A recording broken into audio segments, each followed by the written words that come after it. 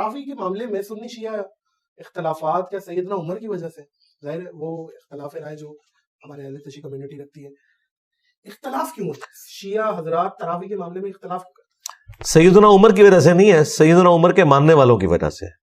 سیدنا عمر کا تو موقف آلموسٹ شیعہ والا ہی ہے، یہ بڑی حیران کن بات۔ جی 2010 نمبر حدیث پڑھ لیں آپ صحیح بخاری کے اندر، کہ سیدنا عمر سے پہلے نبی الاسلام کے مبارک دور میں آپ نے 3 دن تراویح کی جماعت کروائی، اس کے بعد نہیں کروائی، اور بخاری مسلم کے الفاظ ہیں جی قیام اللیل، ہاں اس زمانے میں قیام اللیل کا ورڈ استعمال ہوتا تھا، رات کا قیام، تراویح بھی استعمال ہوتا ہے، وتر کی نماز بھی ہے۔ اس کے بعد نبی الاسلام کی وفات جب ہو گئی تو ان اٹینڈڈ رہا یہ معاملہ سیدنا ابوبکر کے دور میں، سیدنا عمر کے بھی شروع کے دور میں ان اٹینڈڈ رہا، لیکن لوگ ٹولیوں کی شکل میں اپنی اپنی جماعت مسجد میں کرواتے تھے، ظاہر ہے سارے تو حافظ نہیں تھے۔ پھر بخاری کے الفاظ ہیں سیدنا عمر ایک دفعہ مسجد میں آئے تو انہوں نے کہا کہ کیا یہ اچھا ہو اگر میں ایک امام مقرر کر دوں اگر ان کو پڑھنا ہی ہے مسجد میں۔ پھر انہوں نے تمیم داری اور ابی ابن کعب کی ڈیوٹی لگائی، اور الموطا امام مالک میں کہ 11 رکعتوں کا حکم دیا، بخاری میں تو صرف ہے کہ ڈیوٹی لگائی، وہاں رکعتیں بھی موجود ہیں۔ اور پھر اگلے دن جب آئے تو وہ بڑے خوش ہوئے، انہوں نے کہا یہ کتنا اچھا نیا کام ہے، جس سے وہ بدعت بھی نکال لیتے۔ بدعت تو تب تھی جب نبی الاسلام نے نہ کی ہوتی، اچھا نیا کام جو میں نے سنت کو سنت کو رینیو کے معنوں میں انہوں نے کہا۔ اور پھر آپ وہاں سے چلے گئے ایک جملہ بولتے ہوئے، کیا انہوں نے بولا اس سے بہتر مرد کی وہ نماز ہے جو رات میں اکیلے اٹھ کر وہ پڑھتا ہے آخری وقت میں۔ جی تو سیدنا عمر نے خود تو مسجد میں تراویح جماعت سے پڑھی نہیں ہے، سیدنا عمر کبھی بھی اس سنت کو اس طریقے سے جاری نہیں کر سکتے تھے جسے نبی الاسلام نے اس طریقے سے مشروع نہیں فرمایا۔ یہ حضرت عمر کے ماننے والوں نے حضرت عمر کو بھی بدنام کروایا، ان پہ جھوٹ باندھ کے کہ جی انہوں نے یہ شروع کروائی تھی تو ہم نے یہ کرنی، انہوں نے شروع کروائی تھی ان لوگوں کے لیے جنہیں قرآن نہیں آتا وہ پڑھے۔ انہوں نے کہا پرائورٹی ہے اپنے گھر میں پڑھو، اور اس کو سپورٹیو حدیث ہے بخاری مسلم میں، نبی الاسلام نے فرمایا کہ مرد کی فرض کے بعد سب سے افضل نماز وہ ہے جو گھر میں پڑھتا ہے نفلی۔ ایک اور حدیث ہے بخاری اور مسلم میں، مرد جو فرض نماز کے علاوہ نماز نفلی نماز اپنے گھر میں پڑھتا ہے اس کی وہ نماز مسجد نبوی میں نماز پڑھنے سے افضل ہے۔ یہ بخاری مسلم کے الفاظ ہیں۔ اور ایک اور حدیث بخاری مسلم میں کہ نبی الاسلام نے فرمایا مردوں سے کہ گھروں کو قبرستان نہ بناؤ، اپنی نماز کا کچھ حصہ گھر میں پڑھا کرو، اس سے برکت ہوتی ہے۔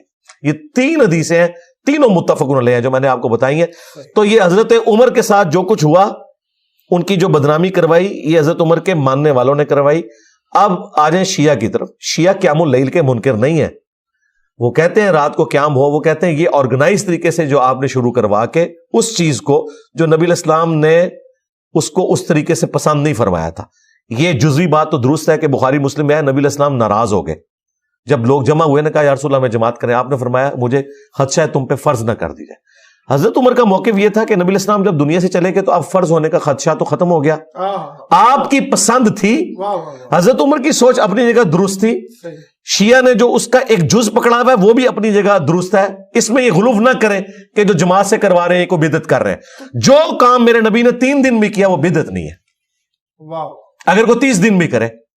کئی اعمال ہیں نبی الاسلام نے ایک دفعہ کیے ہیں، صحابہ کرام نے، مثلا ابو داؤد میں حدیث ہے کہ ایک صحابی تھے، انہوں نے نبی الاسلام کو اس حال میں دیکھا کہ بٹن کھلے ہوئے تھے، انہوں نے پوری زندگی پھر بٹن نہیں لگائے، انہوں نے ایک ادا دیکھی اس کو اڈاپٹ کیا۔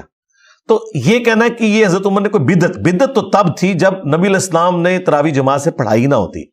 ہاں ان معنوں میں کہ 3 دن پڑھائی، 27 دن گھر کی ترغیب دلائی، یا بعد میں ایک دفعہ ملتا ہے آخری عشرے میں قیام کروایا، یہ اپنی جگہ درست ہے۔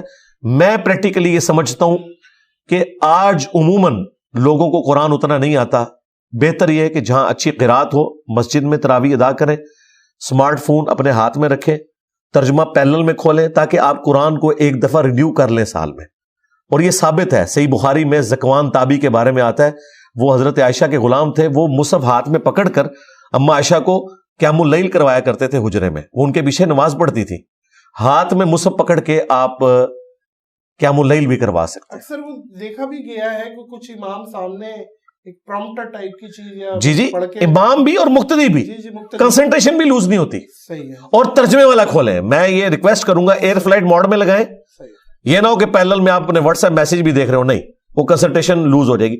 آپ موبائل ترجمے والا ساتھ کھولیں، ایٹ لیسٹ آپ گو تھرو ہو جائیں گے سال میں ایک دفعہ. میں تو قیام اللیل کو اتنا انجوائے کرتا ہوں کہ ایک مہینے کے اندر پورا قرآن آپ کا ریویو ہو جاتا ہے. ویسے عام حالت میں آپ کتنا روزانہ پڑھ لیں گے؟ 2 رکوع 3 رکوع اگر آپ نے سمجھ کے پڑھنا ہے. ویسے تو آپ نے بوڑھی عورتوں کی طرح پڑھنا ہے تو جتنے مرضی پارے پڑھیں, اس کا اینڈ رزلٹ تو کچھ بھی نہیں نکلنا جب تک کہ ہمارے عقائد اس کے مطابق نہیں ہوں گے.